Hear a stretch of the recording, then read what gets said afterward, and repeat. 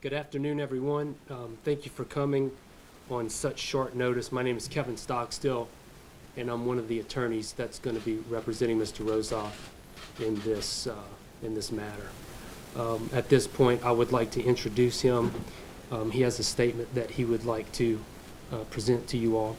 And so, with that being said, I give you Mr. Barry Rozoff.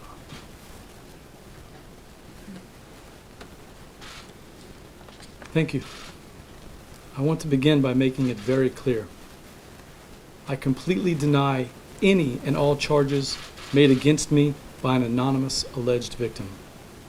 They simply did not happen, and there are no circumstances that can ever be misconstrued as inappropriate in all of my years as being a scout leader.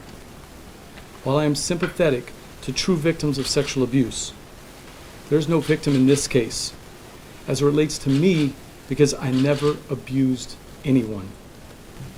I want the public to know that a class action lawsuit, an anonymous hotline was created that has encouraged false claims made against innocent citizens with no opportunity to confront the accusations. I am one of those innocent citizens. I offer to provide voluntary statements to law enforcement without an attorney present, and I've offered to provide multiple witnesses who will completely contradict the false allegations that have been made against me. I want this community to know who I am. I'm a devoted husband, a father, and a grandfather, and I'm an attorney here in town. I'm a devout Catholic from a good family here in South Louisiana. I've spent my whole life in service to God, my family, and my community. And I close by reiterating, I'm innocent of all charges. I can't even imagine doing something like what I've been accused of. And I will not rest, not ever, until these false charges are completely dismissed and my name is restored. Thank you.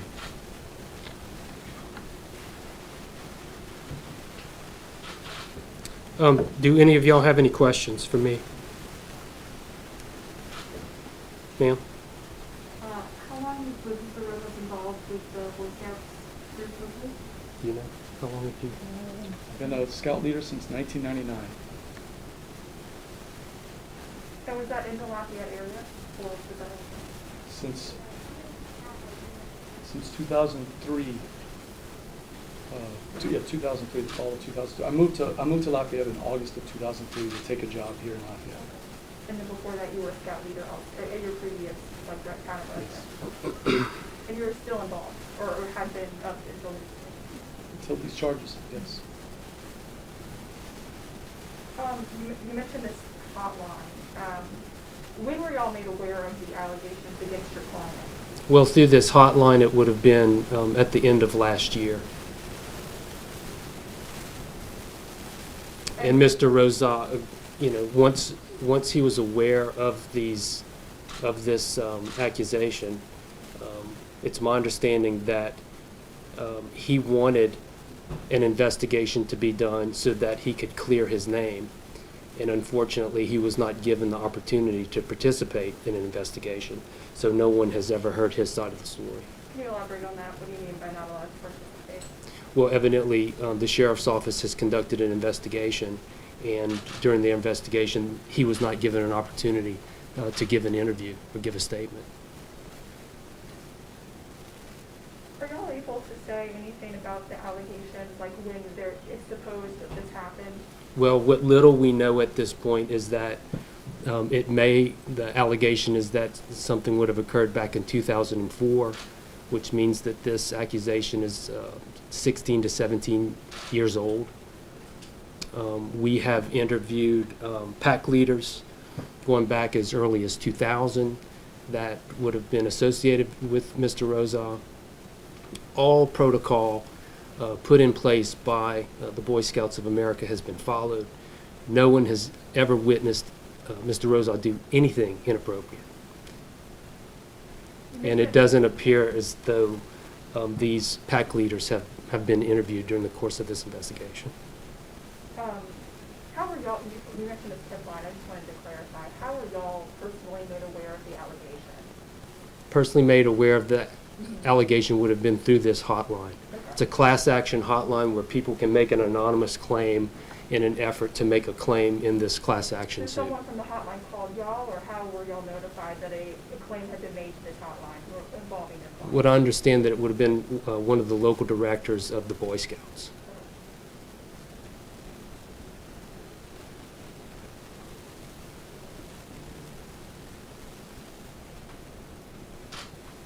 You said you were one of the attorneys who's representing Mr. Rivas. Can you, who are the other attorneys?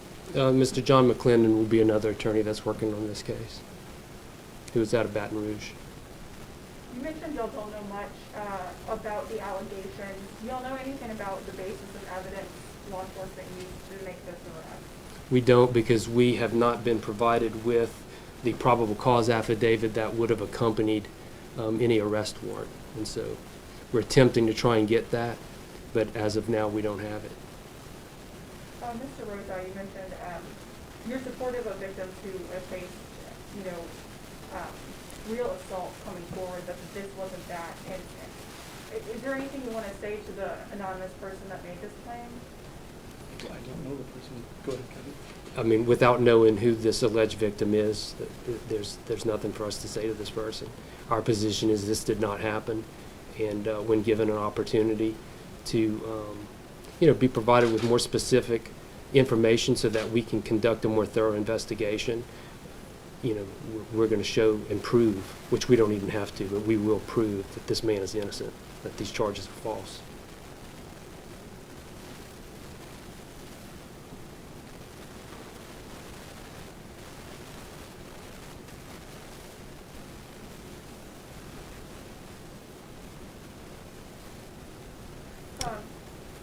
You mentioned you've been involved in scouting a long time. Can you elaborate on what kind of involvement you've had in scouting? I know there's a lot of different ways you can volunteer with the organization. Well, he's a member. His sons were participants in scouting, and so working with his children and being present at those events, that was some of his association with the Boy Scouts. Excuse me, what's that? Okay. All right, that's it. That's all the questions. Thank y'all.